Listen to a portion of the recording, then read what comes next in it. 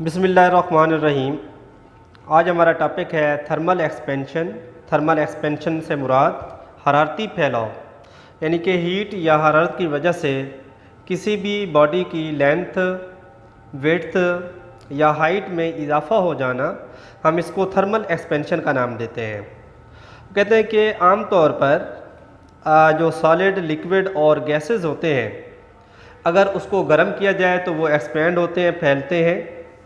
And contract on cooling, और ठंडा करने पर वो कंट्रैक्ट हो जाते हैं या सुकड़ जाते हैं, उनकी लेंथ, हाइट और ब्रेड्थ में कमी वाक़ई होती है। तो वो कहते हैं इनकी जो थर्मल एक्सपेंशन होती है एंड कंट्रैक्शन, एक्सपेंशन या contraction are usually small are not and not noticeable, कि इतना ये छोटी होती है, इतना कम होती है कि उसको नोटिस नहीं किया जा सकता, मतलब उसको हम देख नहीं सकते, ज़हरी तौर पर वो हमें नज़र नहीं आती, लेकिन ये एक्सपेंशन और कंट्रैक्शन होती ज़रूर है। However these expansion and contraction are important in our daily life. ताहम ये जो कंट्रैक्शन है, फैल जाना या सुकड़ जाना, ये हमारी ज़िंदगी में बहुत ही अहम किरदार अदा करते हैं। इसकी वजह क्या बनती है कंट्रैक्शन की या एक्सपेंशन की वजह क्या है? वो कहते हैं कि आम तौर पर इसकी जो किनेटिक एनर्जी होती है, kinetic energy of the molecules of an object depend upon its temperature, कि इन जो सब्सटेंसेस हैं इसके अंदर हमें पता है कि मॉलिक्यूल्स होते हैं और मॉलिक्यूल्स हर वक्त मोशन में रहते हैं, और क्योंकि ये मॉलिक्यूल्स मोशन में हैं तो इनके अंदर किनेटिक एनर्जी पाई जाती है। तो इनकी किनेटिक एनर्जी इसके टेम्परेचर पर डिपेंड करती है। तो साफ ज़ाहिर है जिस ऑब्जेक्ट का टेम्परेचर ज़्यादा होगा उसके मॉलिक्यूल उतना तेज़ी के साथ मूव करेंगे और उसके अंदर जो किनेटिक एनर्जी है उतना ही ज़्यादा होगी। तो उसके मॉलिक्यूल जो हैं अपने लार्जर एम्पलीट्यूड के साथ वो मूव करेंगे, जिसकी वजह से ये कंट्रैक्शन या जो हमारे पास एक्सपेंशन है ये वकूफ़ पज़ीर होती है। तो अब हम कह सकते हैं कि thus on heating amplitude of the vibration of the atom और molecules of an object increases, they push one and other further as the amplitude of vibration increase, thermal expansion result an increase in length, breadth and thickness of a substance.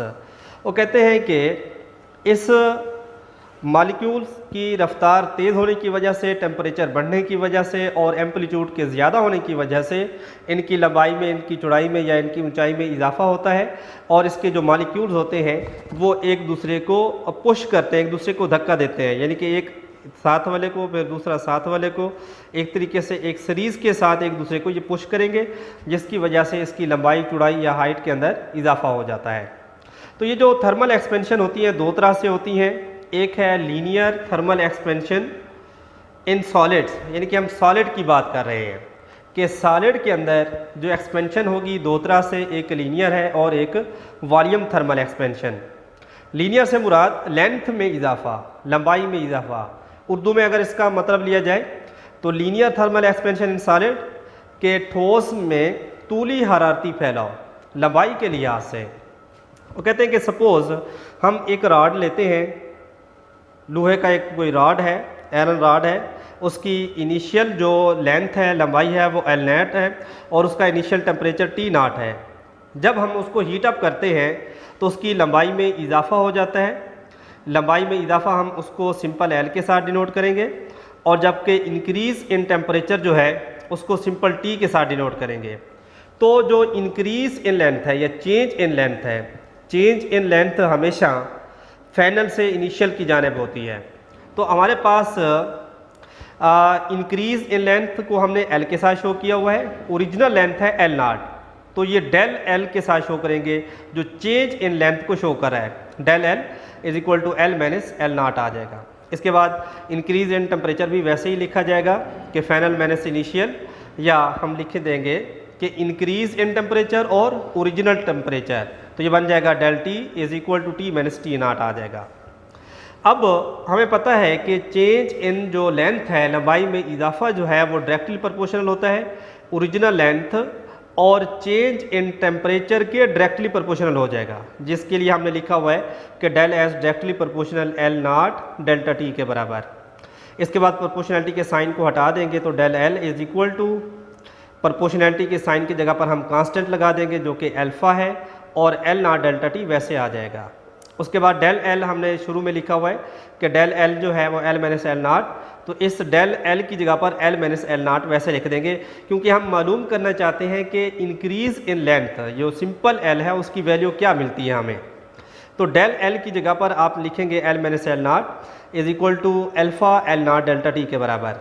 Next step आप क्या करेंगे, minus L not जो original length है दूसरी side पर shift कर देंगे तो ये प्लस का बन जाएगा, तो ये इक्वेशन बन जाएगी L is equal to L not plus alpha L not delta T. अब इन दोनों हिस्सों में एल नॉट जो है कॉमन है, एल नॉट कॉमन लेंगे तो बाकी बच जाएगा L is equal to L not. यहाँ से क्योंकि एल नॉट आपने कॉमन लिया तो इसकी जगह पर 1 आ जाएगा, तो इक्वेशन बन जाएगी L is equal to L not 1 plus alpha del T. तो यहाँ पर अल्फ़ा जो है वो एक कोफिशिएंट है, कांस्टेंट है, आप इसको कह सकते हैं coefficient of linear thermal expansion है। अगर आप इसकी वैल्यू निकालना चाहते हैं तो ये जो 8.9 इक्वेशन है यहाँ से आप अल्फ़ा की वैल्यू निकाल सकते हैं। अब यहाँ पर देखें कि L not delta T alpha के साथ मल्टीप्लाई हो रहा है, दूसरी तरफ आप इसको डिवाइड कर देंगे तो इसकी इक्वेशन जो बनेगी del L over L naught del T, ये हमारे पास थर्मल एक्सपेंशन होगा, थर्मल लीनियर एक्सपेंशन होगा इसका, थर्मल लीनियर एक्सपेंशन का। तो इसकी आप डेफिनेशन भी कर सकते हैं। क्या है इसकी डेफिनेशन कि coefficient of linear thermal expansion of a substance, किसी भी सब्सटेंस का linear coefficient of linear expansion जो है वो है फ्रैक्शनल इंक्रीज इन लेंथ पर केल्विन राइज इन टेम्परेचर, के टेम्परेचर के बढ़ाने की वजह से अगर उसकी लंबाई में इजाफा हो जाए तो हम उसको नाम देते हैं linear coefficient of linear expansion का। यानी कि अगर 1 केल्विन के लिहाज से किसी भी सब्सटेंस के अंदर उसकी लंबाई में इजाफा हो 1 केल्विन टेम्परेचर के लिहाज से, तो हम उसको नाम देते हैं coefficient of linear thermal expansion का। तो ये हमारा टॉपिक यहाँ तक मुकम्मल हुआ। इसके बाद आते हैं इसकी दूसरी टाइप है वॉल्यूम थर्मल एक्सपेंशन। अब जब भी हम वॉल्यूम की बात करते हैं तो वॉल्यूम में उसकी लेंथ आएगी, हाइट आएगी और ब्रेड्थ आ जाएगी। यानी कि ऐसा सब्सटेंस, ऐसा सॉलिड जिसकी हम लेंथ, ब्रेड्थ और हाइट में इजाफा करना चाह रहे हैं, उसमें फैलाव चाहते हैं, तो उसको हम नाम देते हैं वॉल्यूम थर्मल एक्सपेंशन। कि सपोज हमारे पास एक क्यूब है, उसका इनिशियल वॉल्यूम जो है वी नॉट है और इनिशियल टेम्परेचर जो है वो टी नॉट है। जब हम उसको टेम्परेचर देते हैं तो उसका इंक्रीज़ इन टेम्परेचर टी हो जाता है, और जबकि वॉल्यूम में इंक्रीज़ जो होता है वो वी बन जाता है। तो इसी तरीके से जैसे आपने लीनियर के लिए बनाया था वैसे ही वॉल्यूम के लिए भी बना देंगे, तो ये बन जाएगा del V is equal to V minus V naught. Change in temperature बन जाएगा टी माइनस टी नॉट आ जाएगा। अब देखें वॉल्यूम में चेंज जो है वो हमेशा फाइनल माइनस इनिशियल होगा, यानी कि increase in volume minus original volume. फिर चेंज इन टेम्परेचर जो है increase in temperature minus original temperature आ जाएगा।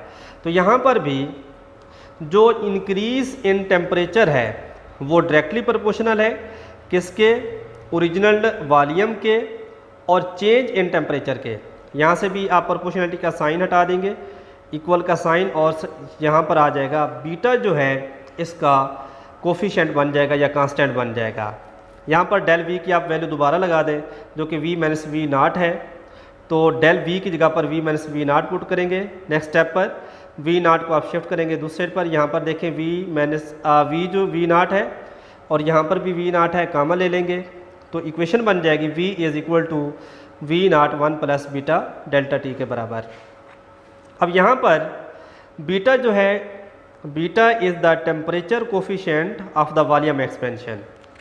यहाँ से आप इस टेबल से देख भी सकते हैं कि इस कोफिशिएंट की वैल्यू क्या है, मुख्तलिफ सब्सटेंस के लिए मुख्तलिफ होती हैं।